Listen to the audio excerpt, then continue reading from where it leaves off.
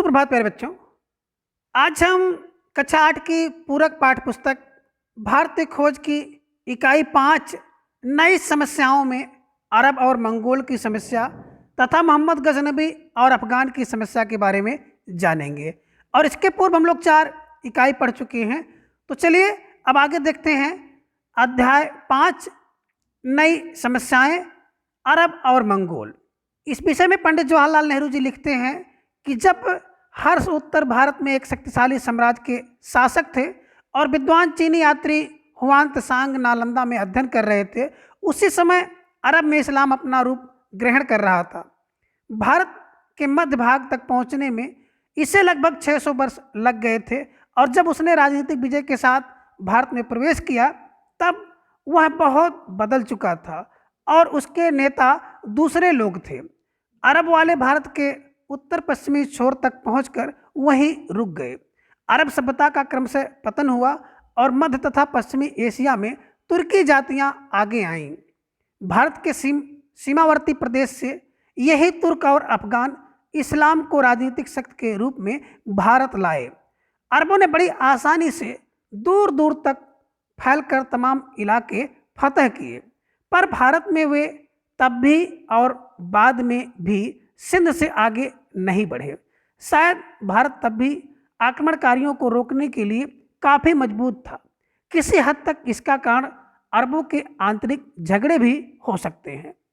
Sindh Baghdad की केंद्रीय सत्ता से अलग होकर एक छोटा सा स्वतंत्र राज्य हो गया। हालांकि आक्रमण नहीं हुआ, पर भारत और अरब के बीच संपर्क बढ़ने लगा। दोनों ओर से यात्रियों का आना जाना हुआ, राजदूतवासों की अदला बदली हुई। भारतीय पुस्तकें विशेषकर गणित और खगोल शास्त्र पर बगदाद पहुंची और वहां अरबी में उनके अनुवाद हुए। बहुत से भारतीय चिकित्सक बगदाद गए।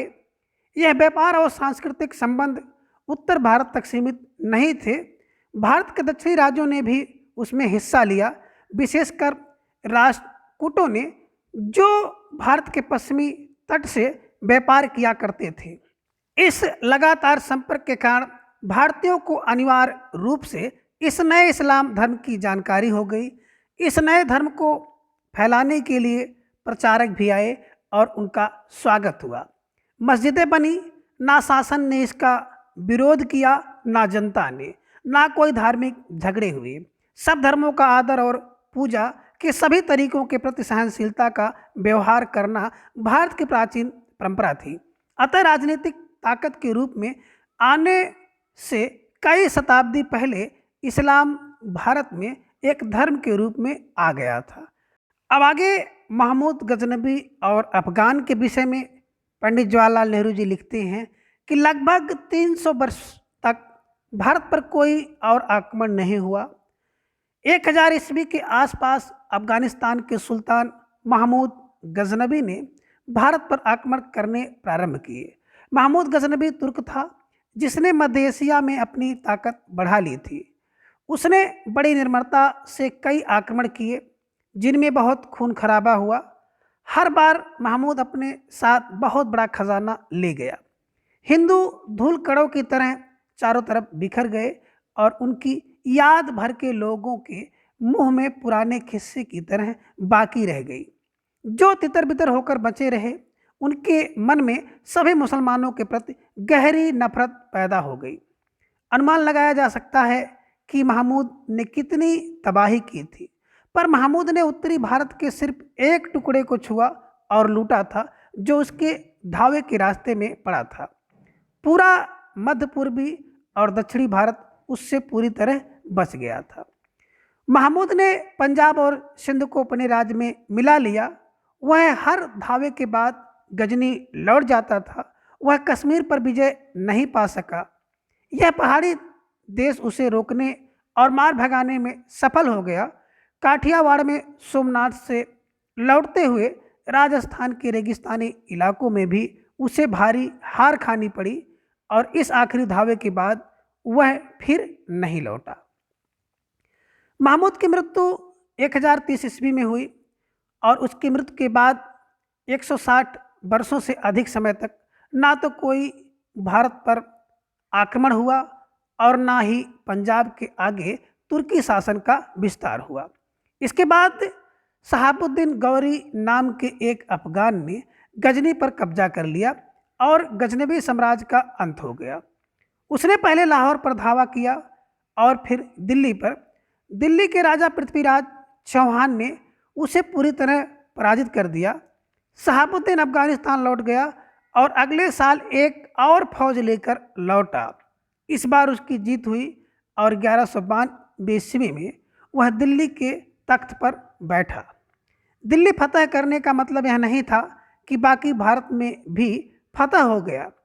दक्षिण में चोल शासक अभी तक बहुत शक्तिशाली थे और उनके अलावा दूसरे स्वतंत्र राज्य भी थे। अफगानों को दक्षिण भारत के बड़े हिस्से तक अपने शासन का विस्तार करने में 1.5 शताब्दी और लगी, लेकिन इस नई व्यवस्था में दिल्ली का स्थान महत्वपूर्ण भी था और प्रतीकात्मक भी। भारत पर महमूद गजनवी के आक्रमण का परिणाम यह हुआ कि कुछ समय के लिए पंजाब बाकी भारत से अलग हो गया। 12वीं शताब्दी के अंत में आने वाले अफगानों की बात कुछ और थी। वे हिंदू आर्य जात के लोग थे और भारत की जनता से उनका निकट का संबंध था। लंबे समय तक अफगानिस्तान भारत का हिस्सा होकर रहा है और ऐसा होना उसकी नीयत थी।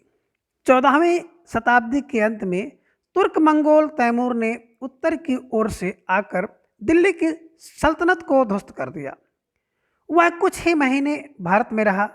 वह दिल्ली आया और लौट गया, पर जिस रास्ते से वह आया उसी को उसने वीरान कर दिया। जिन लोगों को उसने कत्ल किया था उन्हीं की खोपड़ियों के मीनारों से वह रास्ते को सजाता चला गया। दिल्ली खुद मुर्दों का शहर बन गई।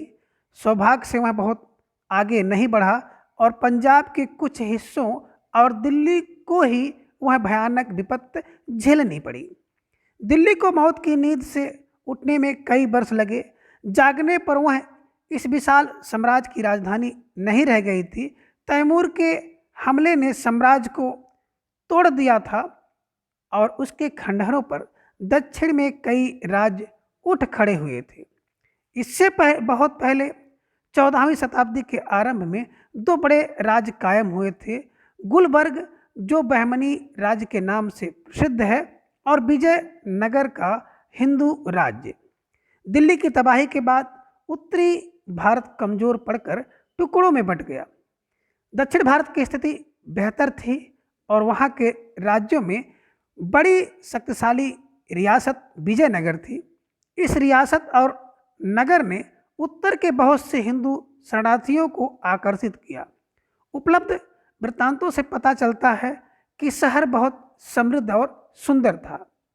जब दक्षिण में विजयनगर तरक्की कर रहा था उस समय उत्तर की पहाड़ियों से होकर एक और हमलावर दिल्ली के पास पानीपत के प्रसिद्ध मैदान में आया। उसने 1526 ईस्वी में दिल्ली के सिंहासन को जीत लिया। मध्य एशिया के तैमूर वंशज का वह तुर्क मंगोल बाबर था। भारत में मुगल साम्राज्य की नींव उसी ने डाली। आज की वीडियो में बस इतना। अगले वीडियो में हम लोग इसके अगले भाग को जानेंगे। धन्यवाद।